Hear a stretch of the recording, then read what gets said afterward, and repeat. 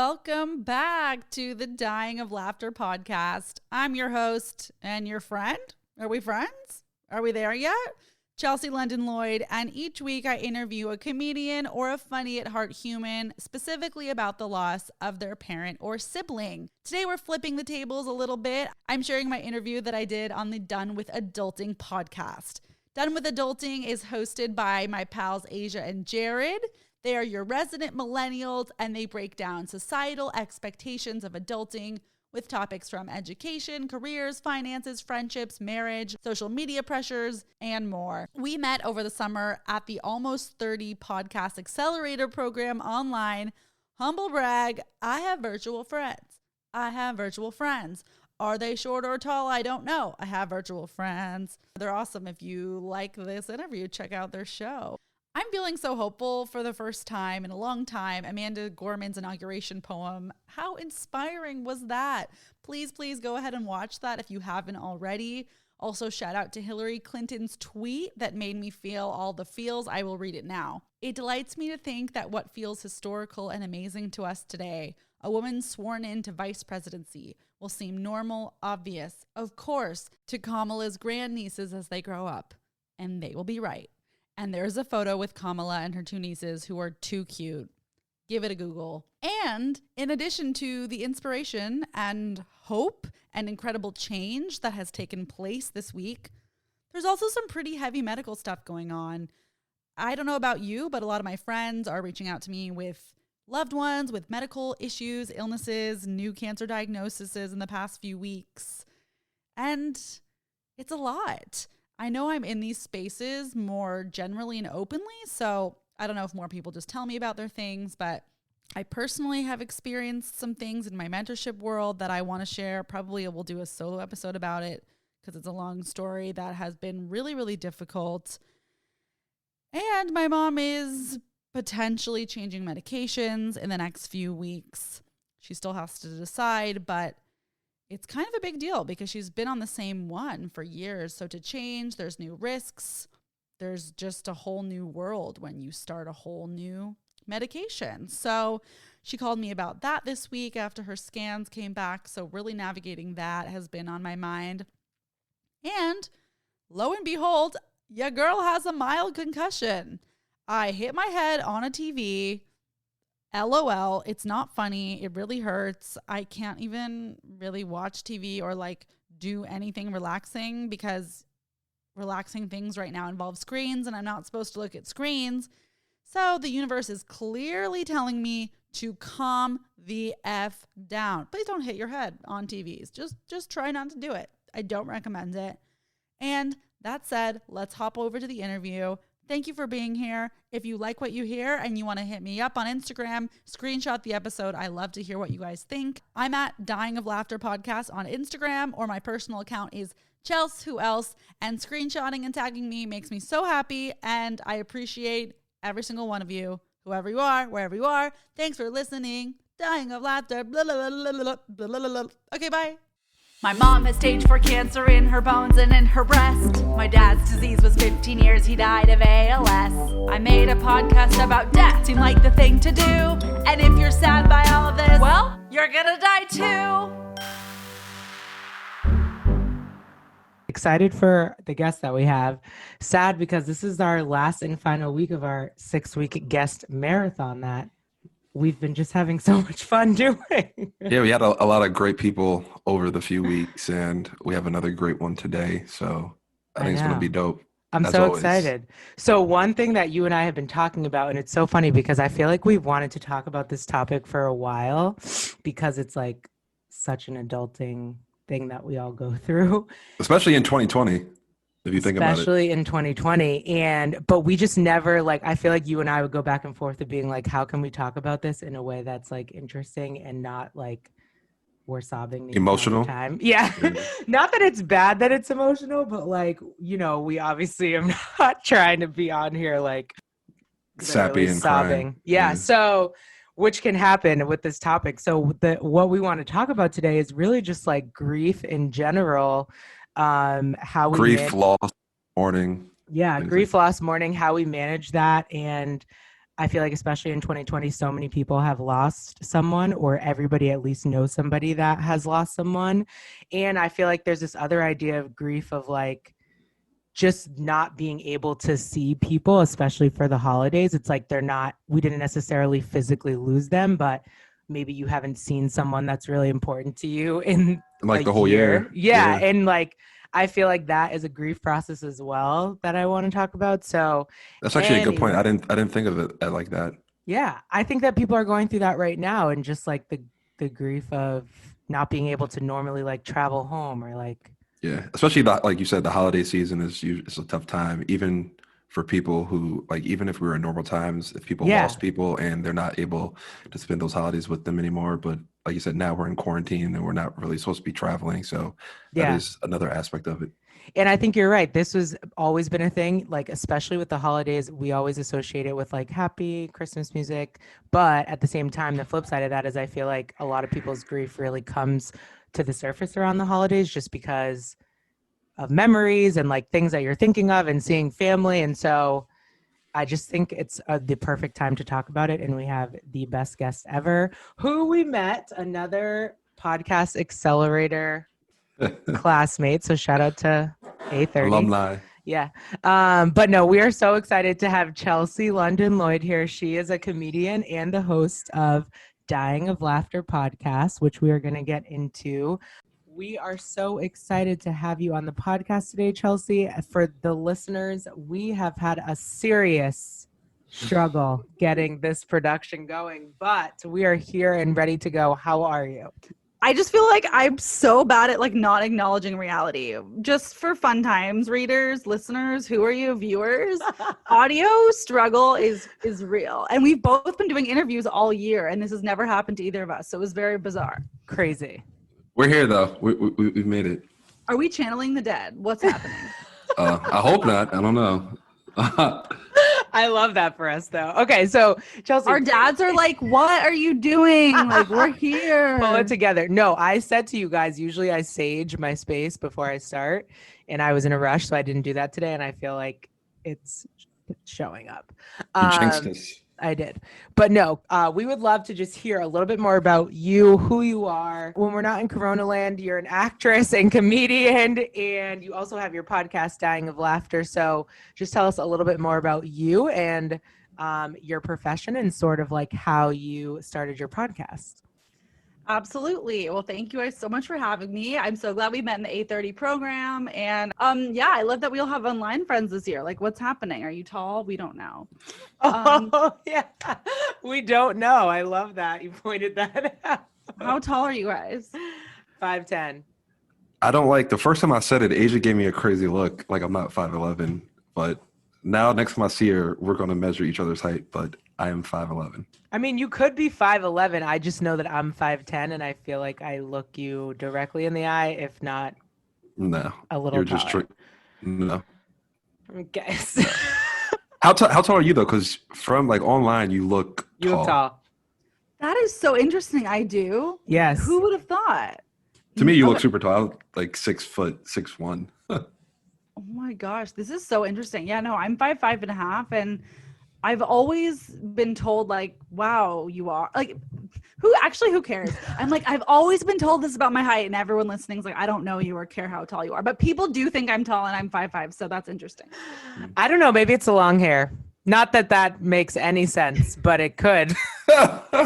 Yeah, honestly, our people's like proportions or their leg lengths and hair actually does make a difference in their perceived height. It's interesting. Yeah, I feel like you have long legs. Yeah. I don't know. That's kind of weird. You just random. like have long legs, so I think of height.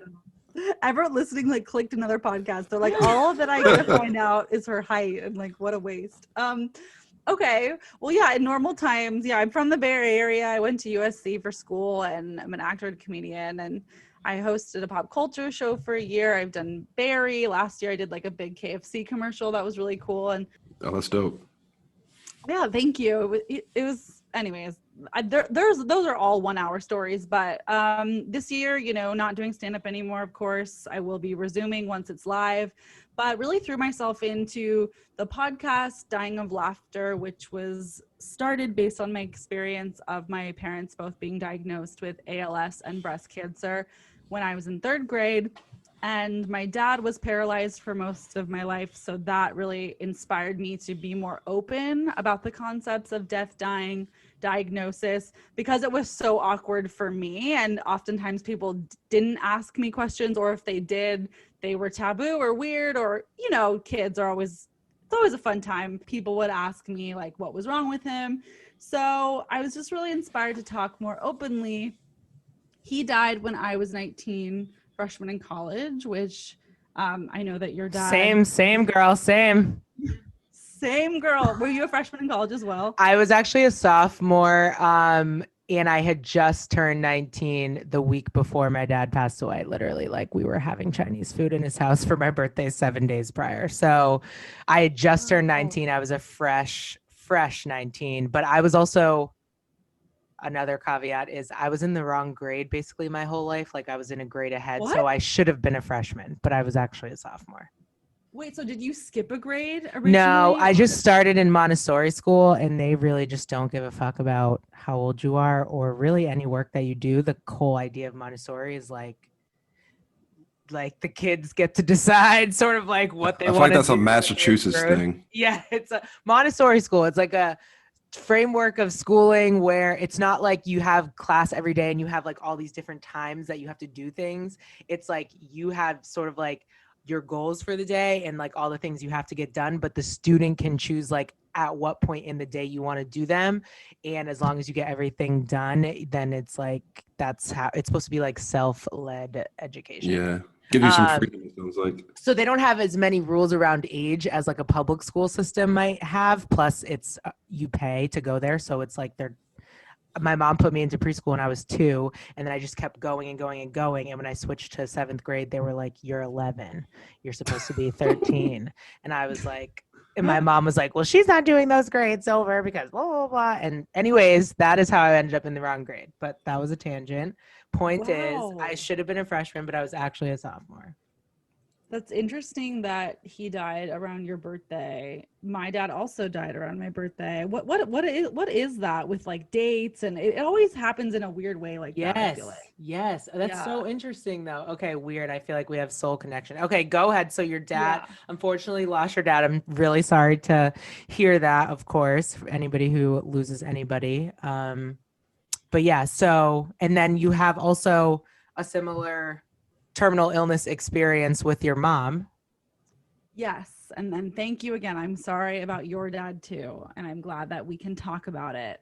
And it's just, so yeah, I'm excited to have you guys on my podcast at some point, and then we can talk more about your journey. So let's connect all of our journeys. Yeah. And then so 4 years ago, my mom's breast cancer returned after 17 years, and it's stage 4 metastatic, which means she will live with it for the rest of her life, however long that may be. So she will never not have it. And it's very different for everyone. She fortunately feels really great and has had, very little pain, which is amazing. But she's also at the doctor almost every week. So I don't really know how to explain it. It's like such a big deal, but also it could be worse. And so because of that experience, I was like, hey, second parent with a terminal illness, I feel compelled to speak more openly about it, and hence the podcast was born. So here we are. I love that. Going back to the beginning, like what you said, you were 3 when I guess they both were diagnosed. At what age did you actually? I was 8 actually. Oh, 8. Sorry. Sorry. You're 8. Oh, yeah, 3rd grade. What age did you actually know what was actually going on, and did you actually like understand it? Good point. I think I understood it right away in the way that a 3rd grader can. So I did not understand that they both were so likely to not be alive, for lack of better language. Specifically my dad's illness, which is fatal. Breast cancer, fortunately, is very, very resolvable, more than it was then. Nowadays, especially if you catch stage 1 or 2, you know, it's very resolvable. My mom's at the time was 2-3, which is, you know, not as great, but I didn't know the details like that, right? I think what I really understood was that my mom was bald and my dad was in a wheelchair, and that was weird more than anything else. Not the norms, yeah. Right. Not the norms. That's interesting because I feel like too, and I'm kind of feel like I'm going through this, and definitely my younger brother's going through this because he was like 11 when our dad passed away. I feel like, and if you could like touch on this a little, that would be great. But it's so strange to me how long-term the grief process is. It's not like strange, and it's like, duh, obviously, if you lose someone important to you, it's going to affect you your whole life. But it's not until you're actually going through different life phases. Like when my dad first passed away, like the first 2 years were basically hell. Like the rest of my college career, just because I was playing basketball, and I literally went to a school near his house because he was sick and I wanted him to see his basketball games. Like I sort of formed my whole life around that relationship. Wow. So those first 2 years were like terrible. And then like, it was fine. You know, whatever, normal life, getting through day to day. And now as I'm like entering these other phases of life, like marriage and home buying. Big events. Yeah, all this adulting shit. Those are the moments where I'm like feeling like so, like almost like I'm back to phase one, kind of. Not phase one, but it feels so similar and like fresh. Whereas like years 5 and 6 were like, you know, okay, I'm living with this. And now years like 8 is like, what the fuck? Like, I feel like I'm going backwards, kind of. I don't know if that's a thing that other people experience. I feel like that might like continue to happen as you have major events in your life. Like once you actually get that house, once you have kids, things like that. Mm-hmm. Yeah, definitely that resonates. And, you know, they say it takes 1 to 3 years to the point where you're not over it, because you'll never be over it, as you know, but 1 to 3 years till you're at the point where you're not thinking about it constantly. Every single day, you know, like every single day. The first 1, 2, or 3 years, depending on who you are in your relationship, that is the first thing that you think of when you wake up, more or less. And then after that point, like you said, you resume normalcy and you kind of reach this plateau of, oh, you know, I am going to be okay, and you're ready to move forward. Again, this can look different for everyone, but like you're saying, these big events are certainly trigger points. Not everyone likes the word triggers, but just opportunities to revisit your grief. And also there's certain thresholds, like when you reach the age of the person who died, when a friend of yours has a parent at a certain age or reach a certain milestone that reminds you of your person. So I think more and more people are understanding this is a lifelong grieving process. You know, back in the day, they thought like the first psychological report said that it took 2 weeks to grieve the loss of someone. So that's just hilarious, because what does that even mean? I'm still like grieving the loss of like petty shit. Yeah. Like, so yeah, I think it's going to be with us a long time. And there's a new book called The After Grief by Hope Edelman, who also wrote Motherless Daughters, which is a book that I've gifted many people. And I actually just interviewed her for my podcast, which was really powerful. Cool. I just read the book, and it literally is about how we grieve for the rest of our lives. And it's empowering. It's not in a stressful, like, oh, this is forever way, but just acknowledging that it's okay to have breakdowns 10, 20, 30 years later, as long as they're not every day. Then please seek help. You're going through some shit. So as a grief counselor, you mentioned that earlier, that I guess you volunteer sometimes. In your experience, have you seen people who, I guess, once they lose somebody, they don't grieve right away, and it might come to them at a later time? Yes. A lot of people, there's deflection and lack of acknowledgement, and some people mask it with humor in a positive way, but some people that just don't acknowledge it at all, I think, are the ones that are going to have some effects later in life. And that's based on my own experience. Like, I wasn't going to grief counseling. Like when my dad died, I didn't even think that was a thing. And I just, like, I'm so outspoken now, but I didn't used to be about all of this. And it was really when my mom's diagnosis came 5.5 years later that all of this stuff was reopened. So I really encourage and suggest people start some kind of either grief counseling, therapy, or peer-led discussion, or even just if you're just talking about it to one friend, that totally counts. Just because if you don't address it, it will be a wound that is reopened at another time when you're least expecting it. And that's not just for grief, that's for other stuff too, you know? Anything in life. Yeah, so my dad, he passed away this September actually, and I feel like I haven't went through that grieving process. Really? Yeah. Mm-hmm. I feel like I haven't went through that grieving process yet. Like I didn't cry. I don't know, I just had to handle business that needed to be handled, and then it was like back to regular life. So I feel like eventually, I mean, I think about him every now and then, things like that. Like you said, maybe daily, but I don't know. I don't think I really hit that grieving process yet. Or if I even will hit it, I don't know. Okay, well, Jared, that's it. This conversation should really be about you right now. Yes. So No, it shouldn't be. Not at all. Jared, well, I'm so sorry. That's very, very recent. So, I mean, how are you feeling? I'm so sorry. That's really, really No, and difficult. I'm fine. I'm glad you shared that, Jared, because this is like real vulnerability moment, but I feel like even with Jared and I, right, like we're very close friends. We were before the podcast, and we've talked about this on the podcast 1,000 times. We literally talked about it with Jared's wife last week, but Jared, externally facing, is a very private person. And so even when this happened in his life, like even as being a friend and somebody who can identify with, Dead Parents Club, as I call it, it was like, you still don't know. And maybe this is a good transition question, but like how, even when you know somebody, like I know Jared might be going through that, but like and I went through that, you still don't necessarily know how to show up for that person, I guess. And I feel like I'm so glad he brought it up on this podcast, because I wasn't going to obviously make you share that, Jared, but I actually wasn't sure if he would, because I know he can be so private. And so I want to respect that, but I also know I can be helpful, but I don't want to be like pushy helpful, because not everybody needs like overstepping. That. Yeah.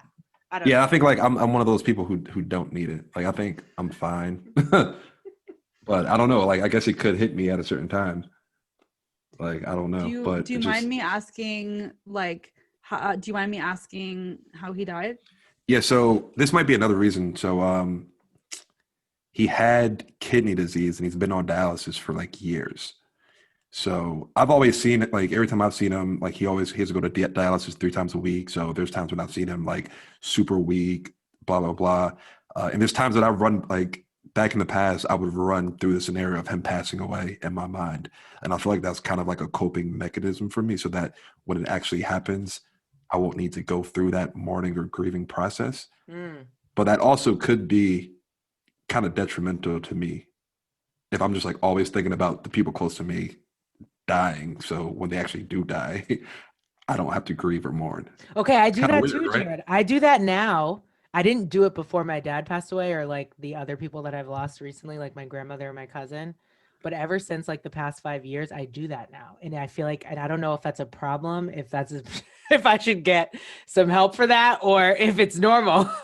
Yeah, like exactly. Like it's kind of morbid, and like, yeah, should we get help for that, or is that normal? Like, I don't know. Oh my gosh. Kelsey, help us. Oh my God. I can't believe I'm just finding this out in this interview. Well, I think this is a really we're going deep. We're going deep. This is Just bombard you with all of our personal Here, take lives. all of our grief, Chelsea. Wait, are you drinking wine in the middle of the day? Because I am. Yes. And you're in California, so it's probably like 10 o'clock. It's like 10 a.m. for you. This is amazing. This is an amazing interview. This is like, we've been through so much together already. We've made it through. We're prospering, so. Okay. Well, Jared, that was so recent. I'm so sorry. And I'm glad to see how you're reacting. I mean, you have this positive reaction that seems to be like, okay, you're coping, but I just want to acknowledge, some people really do adjust a lot quicker than others. So that's very valid. And I can think of some people specifically who I've worked with or talked to that do have, that story, and, everyone's different. So you can be proud of that. And I'm so happy to hear that. And like, I just hope, if at some point you do feel like you want to explore some kind of grief experience, I don't think that I don't think that's weak. I don't think there's anything wrong with that. Even if you went just for a few weeks to see how you felt, and maybe you're like, no, I actually am good. I do think it comes up later. But yours is so recent. I think you're in a different category with it's like still processing and shocking. And I'm sorry because that was recent. So I am very sorry. Oh, no need to apologize. Oh, well, I'm going to. How's your family doing? Oh, I mean, they're good.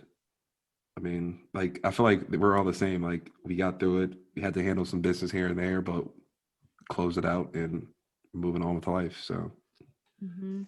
and maybe that's going into another question. So, like I said, he had kidney disease, was on dialysis. I kind of like prepped myself for it. Do you think grief is different for people in yourself? Like, obviously, you had family member or your parents who've had diseases that ended up taking their life, or your dad, but you lived with that for a while. Do you think people who lose somebody with a disease that they know is eventually going to kill them versus like a sudden death, like their grieving process is different, or their mourning process is different, or do you think it's similar? Yeah, that's a good question. I actually think about that a lot. And I think the grieving process is, it's like a Venn diagram, right? So there's some really, really big and obvious differences in terms of the initial shock and processing, but there is that section in the middle where there is a lot of overlap. And I think the deepest roots of grief are intersected and are similar, but then you have these big circles to the sides of these very different things. Whereas like the best example I can think of is, when your loved one is diagnosed with something, getting the news of the diagnosis is a huge part of your grief journey, is that first moment, which could be months, years, etc., before the loss. Whereas people, your mind is probably going all over the place when you first hear that. Yes. Whereas when you lose someone suddenly, for whatever reason that may be, accident, suicide, homicide, etc., the first time your mind is racing with the news is the moment of their death. Like that is very, very challenging. That is very difficult. I think, although I have not experienced the sudden loss specifically from all the people I've spoken with, I think initially that is very, very, very challenging. I don't want to say more challenging. And yet when you have someone who when a loved one has a diagnosis, I think it is more challenging to live with them when they're alive. So you're losing quality of their life, and the time that you spent with them is not necessarily the way that you had hoped. And that is very, very challenging. So there's something more challenging about each, and yet it is still going to be different for everyone. But that is my observation. Yeah, I think like for me in my situation, my dad was sick for several years, but because I was so young, like I wasn't getting the full story. There was also just so many other factors happening in my personal life with my parents. Like they were separated and he was sick. So there was like so much happening at the same time. And so now I find myself like when I think about the stages of grief or like that type of work, I think that like I'm regressing back to like anger phase, specifically because number one, the disease that my dad had, only 3% of people die from. And I like think about that all the time. So that's the first thing. And then also it's like, I now feel like not robbed, but I feel like I didn't have all the information. And if I had all the information, I would have acted differently than I was acting. Now, I was also 18 years old. Like I was basically just acting like an 18-year-old, like not like I wish that I was not taking so many moments for granted and like having my little attitude or like whatever I was doing. Do you know what I mean? But like you said, you didn't know, but I a know, point of that, but I think he probably did why. that so you wouldn't try to like he didn't tell you all the information, so in a way to protect you, I guess. Yeah, but now I feel kind of affects you. Pissed about it. I get you. Like I feel internally pissed, and I'm just like, I don't want to feel pissed. Like at the end of the day, even if I knew all the information, I couldn't change anything. But I don't know. It's just weird. The other thing I was going to ask you, Chelsea, too, is I have so many more questions for both of you. I know. But please continue. But I just want you to know I have a lot of thoughts. But I know you do. But my specific question for you is this. Well, Okay. if you don't mind me asking, are you single right now? Oh, you can totally ask. No, I'm not. I've been in a relationship for 5 years. Okay, great. So my question is this. Like when my dad first passed away, I went through this very toxic self-sabotaging phase where I could not date anybody that didn't meet my dad. And the person that was at the time was not the person for me. And now in my current marriage, it's not something that is like bringing like tension at all. It's really just like me being like, even though I feel open and able to express how I feel about my dad, I don't always feel like received because I'm like, well, you didn't really know him, so like you don't get it. Mm-hmm. Do you feel that at all? And like with Jared, I don't know if like I know Jared's wife knew his dad, and so like I don't even know if you're at that phase yet, Jared, where you're going through that, but it's kind of like that same similar thing where it's like it's hard to identify with someone who hasn't lost a parent. Like I feel that with my husband, but also I feel like you also didn't know him at all, and that's like a sad thing. Is that something you went through or go through, and what types of communication helped you get through that? Okay, this is a good point. So yes, I think that's very relatable, and it's very, for lack of better words, frustrating. You can feel cheated. You can feel not received, like you said. Yes, because when I first met my boyfriend 5 years ago, my dad had been already dead for several years, so he did not meet him either, and that is something that does come up that I find very frustrating. I think I've found a circle of people over the last few years that I feel like I can really open up about my dad, and I think it's an interesting place for a partner to be, right? Because on the one hand, I do think that's something for our partners to all work on, because it's a permanent part of our life and thus their life, to become more open to receiving that kind of information, which isn't easy to do. So kudos to them. And I think there's something to be said about seeking out a person or people or group of people that you can speak to about your dad. And I'll plug a few recommendations while I'm here if anyone listening. Our House is an organization based in California, but they do have virtual groups now as well, which is grief groups for people who have lost someone between 1, and 5 years. So you can meet with other people your age, and there's one specific to spouse, parent, sibling, child. And I think having that support group, even for as little as 6 weeks, could make lifelong connections and really provide a lot of healing. There's also an organization called the Dinner Party, which hosts free virtual grief groups. I actually host one. There's dozens, there's tons at this point, and it's literally people in their 20s and 30s coming together. You can choose a group that's weekly, monthly, or quarterly. Mine's every other month, so it's just here and there. We pop in for 2 hours. We all talk about our dead parents. They did not all die the same way. I literally had no idea how healing that would be for me. I didn't know I needed that. I think everyone could benefit from that experience, even if you just went a few times, because there are things that no matter how hard we try, our partners will not be capable of understanding until they go through it themselves. And thank you for offering that you felt that way. I think a lot of others do too. Yeah. So in regards to those like sessions, other than just speaking about your lost one, what else do you guys do in that group to help people cope? Are you able to disclose that information, or is it like a private type of thing? Yeah, no, it can be, I'm not going to, I'm like, well, Sally Jensen, who's 23, her dad did that. Yeah, no.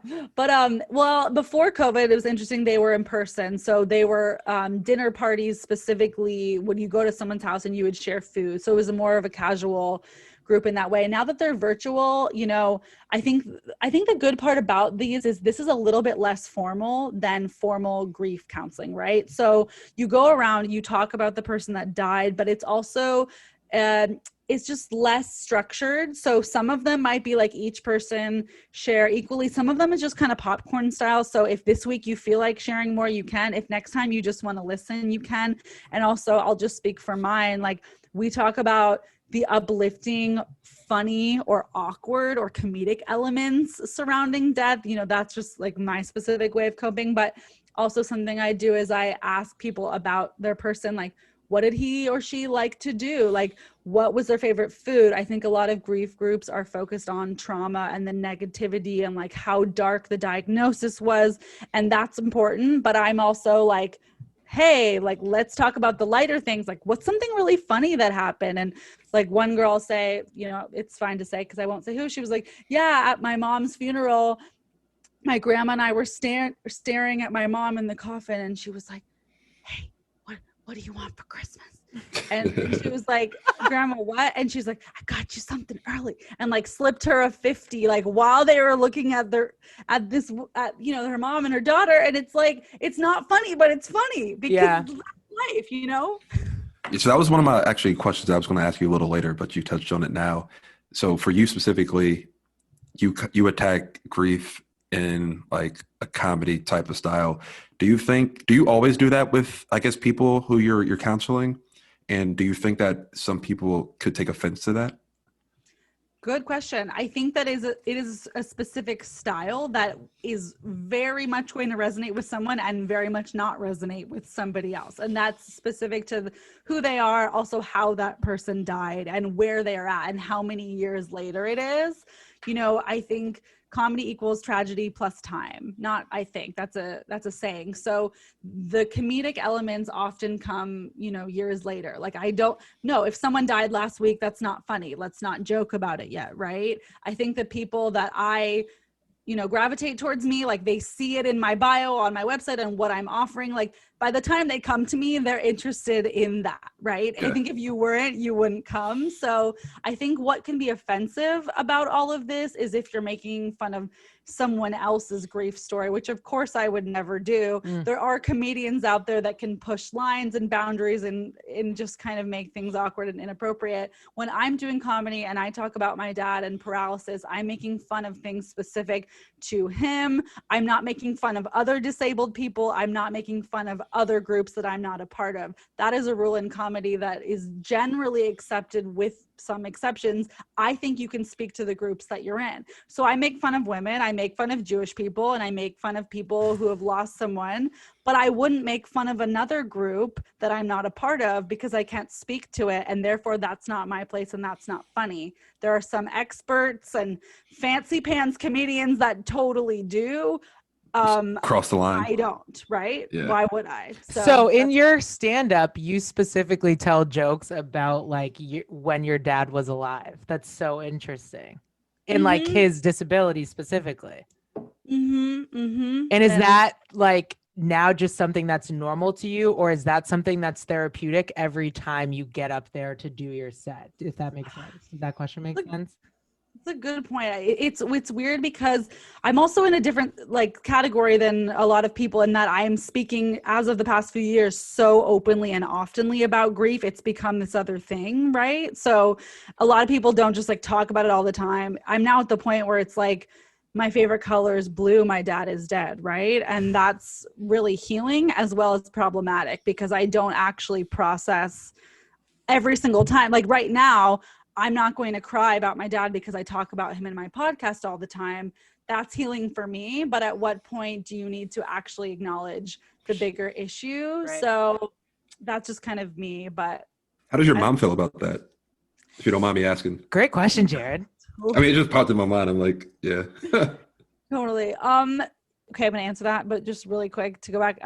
Every time I go up on stage, it's not therapeutic telling the joke, but it's therapeutic in how it is received, right? So like I have a script, I know the punchline, I know how it's going to more or less land. And yet if someone comes up to me after, is like, oh my God, like my dad also died of this. And if they've never really been exposed to that kind of humor, that's the healing part. And then to answer your question, Jared, yeah, no, my mom, it's been a journey. I mean, she, poor thing, has seen me become more and more open over the years. And at first it was very awkward. You know, I'm not from a conservative family by any means, so I can't even imagine if you're starting from that point. You know, I'm from a liberal family from California, and yet my mom is still 65, and, you know, she's not an actor. I don't come from an entertainment family. So me being open about death and dying in a podcast, in stand-up, was very bizarre for her. I also talk about like vaginal shit and like pelvic floor issues. She's like, what the fuck? But I do it in a way that works for me. So I'll just go with that. Literally 2020 started off. First of all, we've lost a lot of people in 2020 in general. And people have lost people. I mean, hundreds of thousands of people have died from coronavirus. Also, though, like not related to coronavirus, a lot of celebrity deaths, I feel like, more so than normal. Thinking specifically of Kobe Bryant, which was how we started the year, and his daughter. And this is also kind of a half question for Jared if he's willing to answer it. But I feel like the death of Kobe Bryant for so many people was so profound, still is. And for me personally, it was the death of his daughter that was more profound for me, because I didn't necessarily think of Kobe in sort of like that way. But my point is, why do we grieve celebrities, or why do you think we grieve celebrities and people we don't know? I remember Jared specifically, like Kobe is his favorite basketball player, and like he was like favorite athlete. And this is like this is an why idol. This is why I think it's a weird question, Jared, if you're willing to speak to it, and then like whoever wants to answer first, because now I'm rambling. But I feel like from an external perspective, I saw more emotion from Jared when we were talking about Kobe Bryant versus the more recent death he has gone through. But we haven't really talked about your dad that much, so maybe I just haven't cracked that wall. But you were real tore up about Kobe, and I feel like with your dad, you just bounced back. Wait, I was actually going to say that. I feel like Kobe's death actually did, like, I definitely mourn his death more than my dad's, at least to this moment, to this day, right now, this time. It was, number one, it was sudden. For my dad, I knew, like, there were times months before September where I thought he was gone or he was about to die. So, like, I was actually on the phone with him, and he's like telling me all the stuff where everything is at, and I was like, oh well, if I wake up tomorrow, like, he's not going to be here. So I would, like I said earlier, I kind of prepped myself for his death already, which, like I said, I thought was weird. But then, Asia, you said you do that sometimes too, so it might be a little bit normal. But for Kobe, like, he literally just retired. He literally was about to get inducted into the Hall of Fame. Growing up, I loved Kobe my whole life. I'm from, like, right outside of Philadelphia, and I remember the Lakers playing the Sixers in the finals, and I'm walking through Philly with a Lakers jersey on, Kobe Bryant's name on my back. So for me, it was more of just like the sudden death, and then you add in that his daughter died with him. So that definitely hit me a little bit harder. And honestly, I don't know why. So to Asia's point, and I know you talked about this on your podcast, you talked about Kobe and how people actually mourn celebrities. Before Kobe passed, I always thought it was weird that individuals would mourn and cry over people they'd never met or never had a personal connection with. And then Kobe died, and I was actually in that situation, and I understood it. So yeah, that was actually going to be one of my questions to you, but yeah, Asia hit it on the head already. We're on the same page. We're on the same page. We're on the same page. What are your thoughts on that? Yeah, that's our Wi-Fi that was like giving All us over help. the place. Yeah. Yeah. Okay. This is so interesting. I'm so glad we're having this conversation. So, you know, since I'm not a therapist, I would actually love like a psychological perspective on this. But from my observations, something that comes to mind is when we lose a celebrity, we are mourning the loss of positive memories from our childhood. And the trauma and the grief that comes from losing someone is often so painful because of the positive memories and the associations that we have with childhood. So if there is a loss that we're mourning a little bit later in life, or like you're saying, anticipatory grief, which I can relate to, having my dad sick for a long time, there is some of the mourning process that occurs prematurely that again will come up later. And I think there's a like definitely a journey for you there. And of course it manifests differently in everyone. It doesn't mean just because one person mourned this way you will or won't, but it could be perhaps because Kobe was associated with such positive childhood memories, and when we're children, that joy and that hope and that fandom and that excitement surrounding memories and our passions is so pure, it's so innocent, and it's very, very vulnerable. And when a lot of championships. Yes, tell me more. Yes, 100%.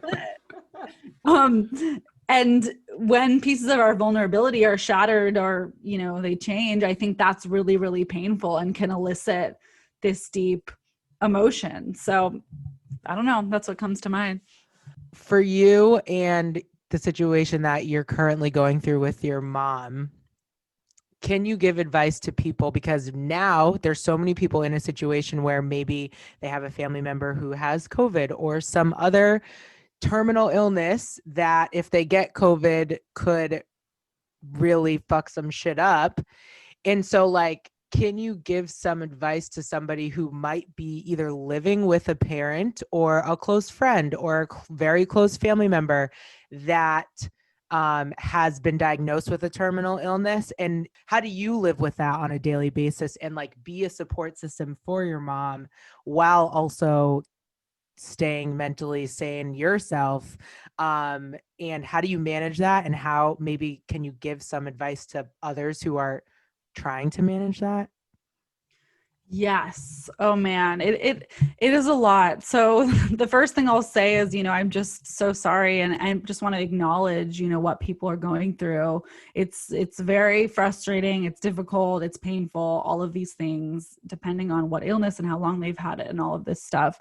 I would remind people that getting that news is, you know, that's one of the hardest parts about it. So if you've already gotten the news, you know, those first few days, weeks, and even months after, it really, really is tough. And it does get a little bit easier. You know, it doesn't get necessarily better because illnesses are, you know, they're hard. But I remember being just livid. I mean, I was so depressed when my mom was diagnosed, and that was almost 4 years ago now. So the way that I'm speaking now, you know, was not the way I was speaking then. I was beside myself, especially when you don't know how long they'll have. And there are many people with stage 4 cancer that, you know, have 6 months and all of these things, and you just don't know. So I would say be nice to yourself when you're first getting the news, because that's a really hard time.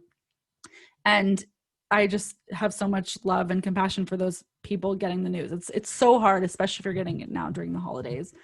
My second suggestion would be getting a system in place. It's hard, it's painful, especially when you just don't even want to get up in the morning, but having a group or a therapist or a friend that you have now to establish as that's going to be your person or people that you talk to about quote unquote this stuff. And it takes trial and error. Sometimes you have to try 3 therapists, and that sucks. Like, yes. So I would say, like, if you can afford it, yes, spend the money and try 3 therapists, and that sucks. And I've been doing therapy online this whole year. It's extremely powerful. I think if you have access to in person because you like live next door, I don't know. It's just, I don't want to get into that, but I've been doing virtual therapy. It's really powerful. And whatever you think about therapy, establish a relationship with a therapist or someone now, so that you're not just like, oh my gosh, what do I do when things get really, really tricky, either with the diagnosis taking a turn for the worse, or God forbid you lose that person. Having that system in place now. The third thing I'll say is, I don't know, The Power of Now was a book that was really healing for me, just about being in the present moment. It's not about a religious point of view, or it doesn't even relate to grief specifically. It's just about, you know, focusing on the moment you have now. The fourth thing I would say is there's an organization called Lantern, which you can fill out wills and stuff online, which sounds scary, but I had her on my podcast. Her name's Liz Eddy, and she's young and like really accessible, and she lost her dad young, and the organization was founded when she lost her grandma actually a few years ago, and she had all this paperwork she needed to do, and it was really stressful. So she has this online system where you can just write down your person's passwords and stuff like that. Now, I know this sounds scary and might sound morbid. It's not about anticipating the loss of a person, but if they do have a terminal diagnosis specifically, I would start getting clear on some things like if they want to be buried or cremated, where do they want their remains? How much money do they want you to spend on a funeral? Like, what is their Netflix password? What is their AT&T password and Facebook password? It sounds funny, but I've talked to a bunch of people that literally for 6 months of their lives were interrupted at work every single damn day because of drama of like a password, getting into bills and trusts. So having that person write those things down might seem challenging, but I would recommend it. I'm kind of rambling, but those are some things that come to mind. Last question before we start to wrap up, because I want to be mindful of time. You want me to hit this? Yeah, go ahead. You can ask it. So do you believe? Because I have thoughts, so I mean, I'll speak after you speak. She pinged me on the side and told me to ask it, so I don't know exactly which angle she wants to go to. But do you believe in ghosts or the afterlife? And do you touch on that in any of your sessions? Oh my gosh, I love that you asked. I've actually gotten some requests to very much go there. So I don't know, this is not the most exciting answer, but I feel like the supernatural connections, like it's kind of a whole separate thing. In terms of the afterlife and what I believe, that's actually something that I'm still exploring. I'm still my opinion has changed over the years, I would say. I do think there is something afterlife. I don't think that there's just nothing, it's over forever. I don't exactly know what I think of that. I think that my dad knows, I think he can feel something that I'm doing. Like I feel like there's something that he knows about my life. Do I think he's like right here right now in the interview with the glass of wine? Like I wouldn't go that far. But I don't know. Like, I think there's something. I think that people that pass on, we can still have connections with. I believe the power of talking to them as a form of healing for you and for them. In terms of like more woo-woo spiritual stuff, I definitely want to have some mediums on the podcast because I was going to ask you that. I was going to ask you if you would go to one. I'm so fascinated.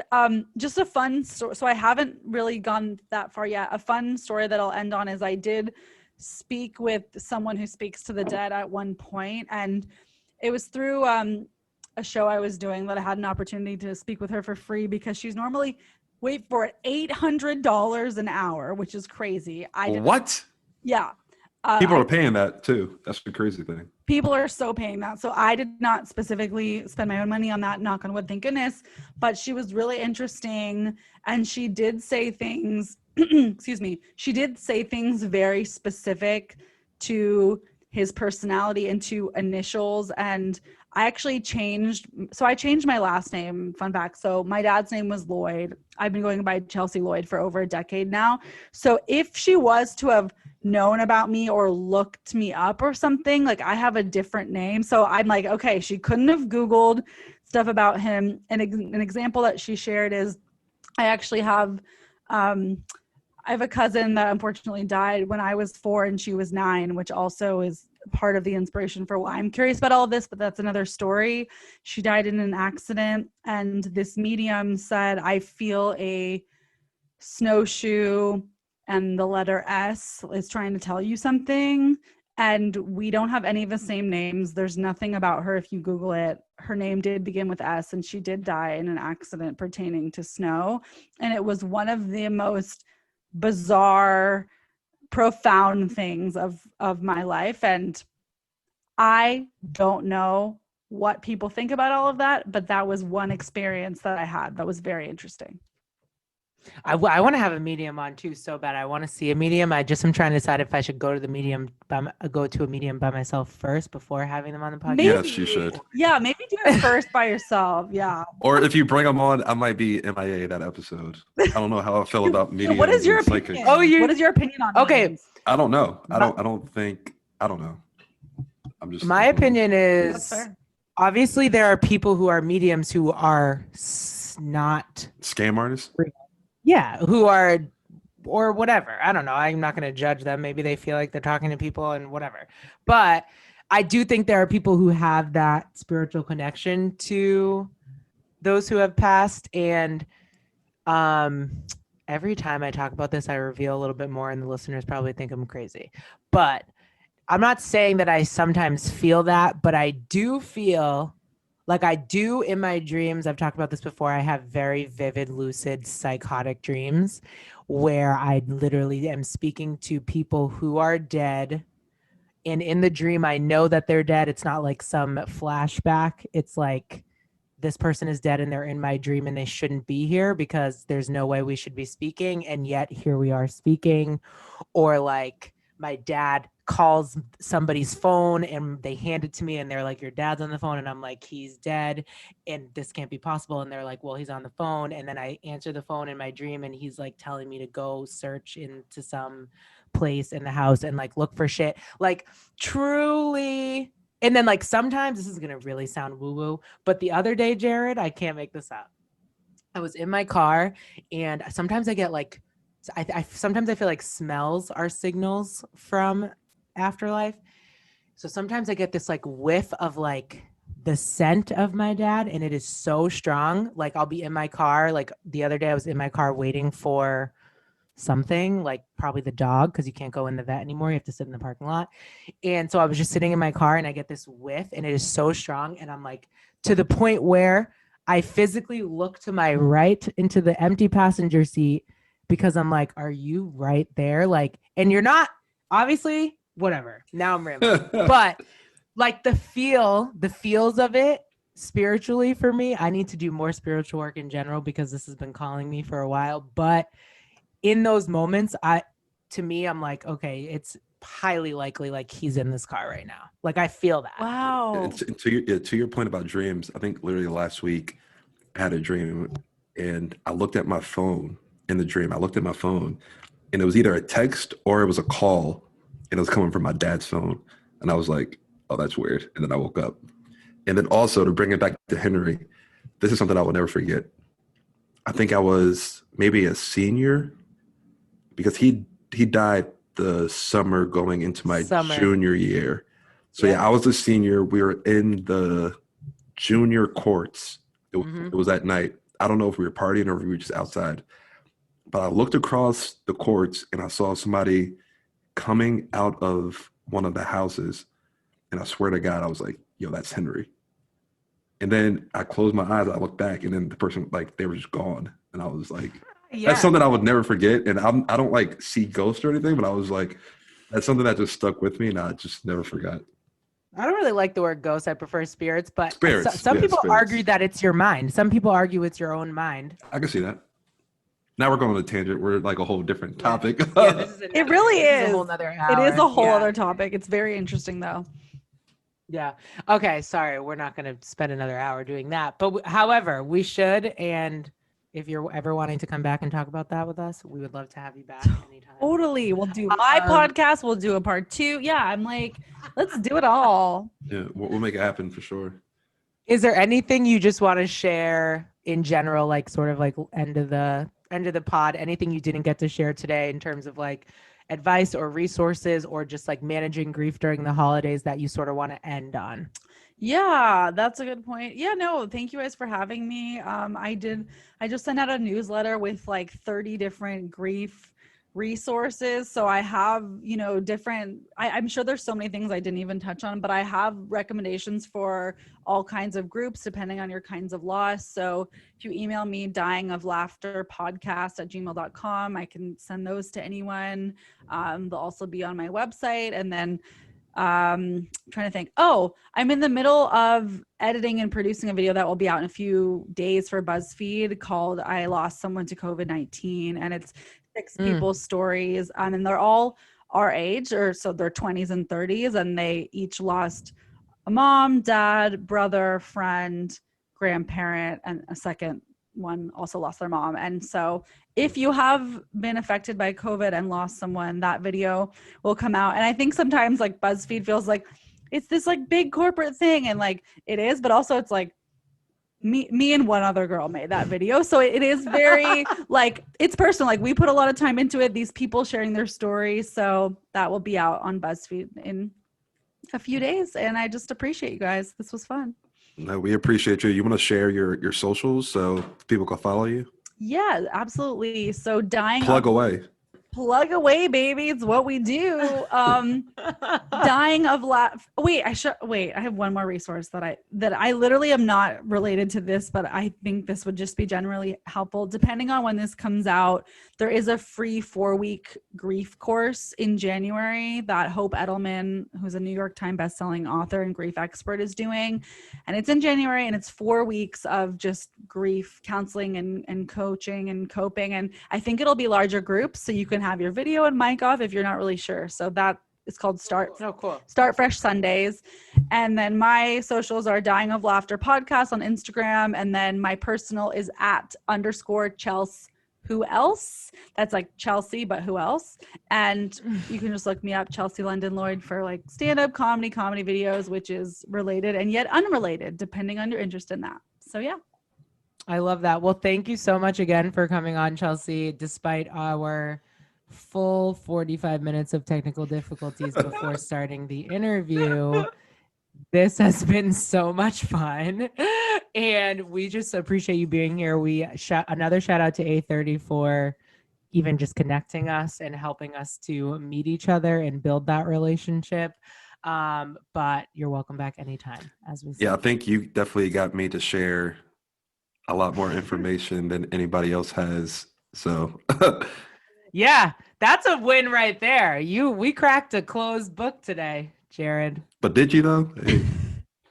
But did we? Probably not. Well, I mean, thank you guys for what you're doing with your adulting podcast and exploring all these topics that are so relatable and helpful to learn about. So that's really powerful what you guys are doing. And I love your voices and what you're offering. And I look forward to having you on my show once we put that together in early 2021. And then we can go even more, Jared, if you are open and willing. Oh, yeah. Your story.